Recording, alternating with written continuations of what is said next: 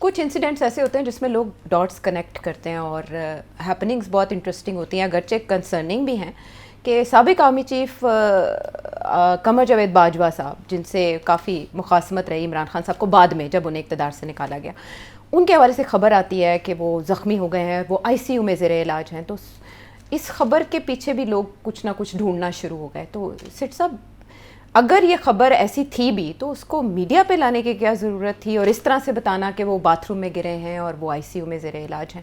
نہیں تو اگر حقیقت یہی ہے کہ وہ گر گئے ہیں اور ہی ہرٹ ہمسیلف تو اس میں چھپانے کی کیا بات ہے؟ ہاں لیکن بریکنگ نیوز بنانا اور اسی عرصے میں جب عمران خان صاحب کے بھی اسپتال جانے کی خبریں گردش کر رہی ہیں یا ڈیل کی باتیں ہو رہی ہیں. دیکھیے اب ان کا گرنا اور خان صاحب کی خبریں کا کیا تعلق ہے آپ سے؟ لوگ تو بنا رہے ہیں. آپ نہیں، لوگ بنا رہے ہیں. لوگ جو بنا رہے ہیں ان کا کیا مطلب ہے؟ ان کو دھکا دیا گیا. ایک اسٹیٹمنٹ ہے مبہم سی کہ ہو سکتا ہے ان کو اٹیک کیا گیا ہو، یہ اٹیک ہو.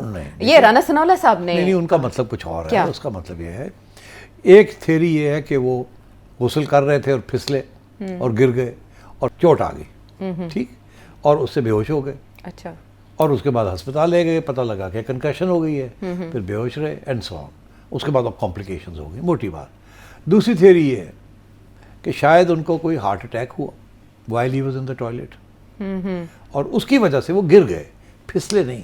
اچھا. رانا صاحب کہتے ہیں نا اٹیک، اٹیک سے مراد یہ ہے کہ شاید ان کو کوئی ہارٹ کا کوئی مسئلہ ہوا یا کسی قسم کی کوئی ایسی چیز ہوئی ان کے جسم کے اندر جس کی وجہ سے ہی فیل ڈاؤن. اچھا. اس کی وجہ سے پھر ان کا سر پہ چوٹ آئی. ٹھیک، کیونکہ سر پہ تو چوٹ آئی ہے نا، وہ تو اب کلیئر ہو گئی بات. جی. تو اب کچھ سنا ہے، فیملی کے کچھ سورسز ہیں وہ کچھ کہہ رہے ہیں. وہ کیا کہہ رہے ہیں؟ جی وہ کہہ رہے ہیں کہ بے بنیاد خبریں اڑائی جا رہی ہیں سوشل میڈیا کے اوپر، اصل میں پیس میکر.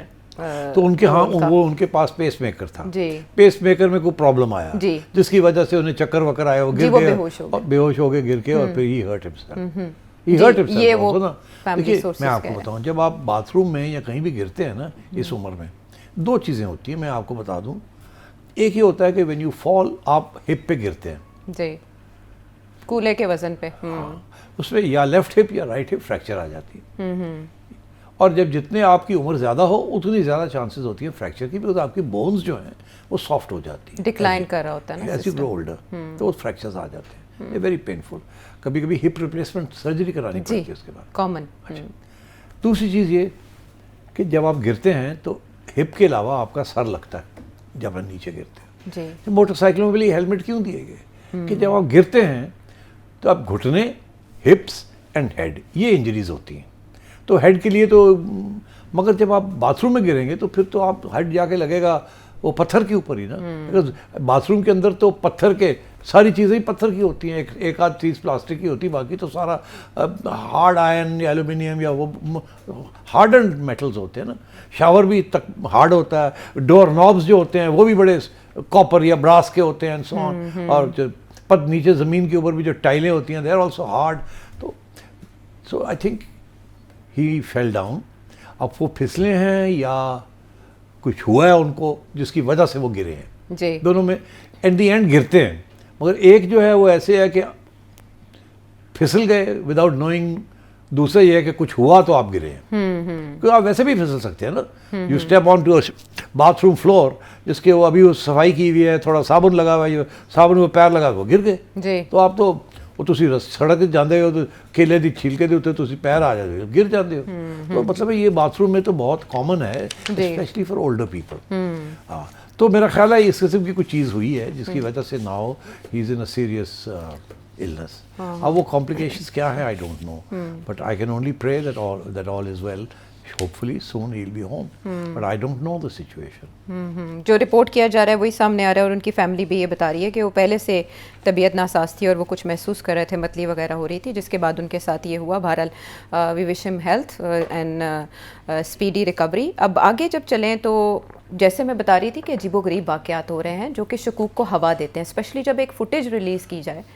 پریزیڈنٹ صاحب سے میٹنگ کی، وزیر اعظم پاکستان وہاں گئے ہوں، کیبنٹ ممبرز بھی ہوں، اسحاق ڈار صاحب بھی ہوں، اعظم نذیر طارر صاحب بھی ہوں، رانا ثناء اللہ بھی ہوں، سب ٹھیک بیٹھے ہوں، لیکن زرداری صاحب کے فیس ایکسپریشنز یہ بتا رہے ہوں کہ وہ کسی بات پہ بہت برہم ہیں اور ان کو فوکس کیا جائے ان کے ایکسپریشنز کو.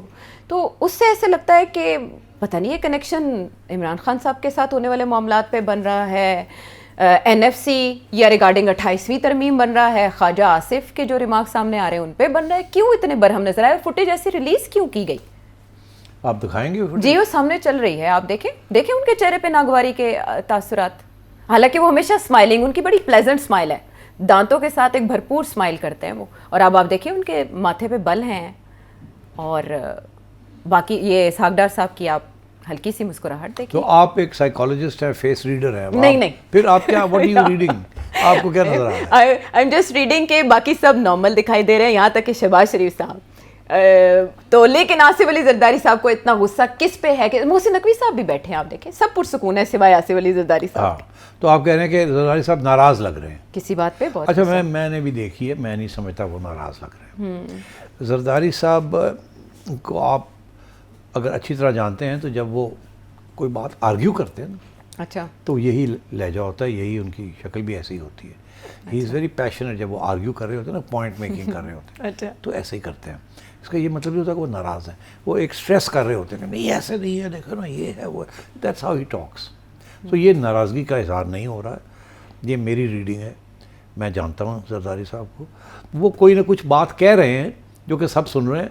It can be a complaint, it can be some advice, it can be some questions, but ناراضگی کا اظہار نہیں ہے. ہاں ہو سکتا ہے کہ کوئی ایسی چیز کی بات کر رہے ہوں جو کہ جس سے وہ سمجھتے ہیں کہ یہ کیوں نہیں ہوا, ایسے کیوں ہو گیا, یہ کیوں نہیں ہونا چاہیے, یہ ہونا چاہیے, مگر دیٹ ڈزنٹ مین کہ ہی از اینگری.